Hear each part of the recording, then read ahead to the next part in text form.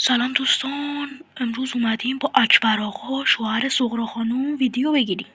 سلام دوستان، امروز اومدیم یه ویدیو خفن بگیریم. منم اکبر آقا هستم. خب اکبر، یه دونه امرالد یا 6 تا بلاک دایمند؟ معلومه، یه دونه امرالد. عجب خریه. خب اکبر، این دفعه 2 تا امرالد یا اون غلامی که یه عمر ازت دفاع کرده؟ سخت شد.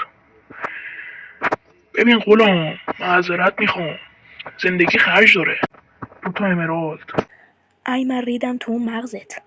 خب آخرین سوال، 3 تا از بهترین بلاک های ماینکرافت که کل پلیرها دنبالشونن، دایمند، ندرایت، طلا که از هر کدوم هم 8 تا هست، یا 6 تا دونه امرالد؟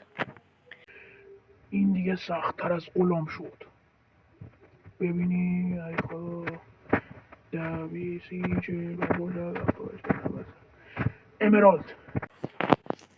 خب دوستان، الان شما بگین من با این اکبر آقا چیکار کنم؟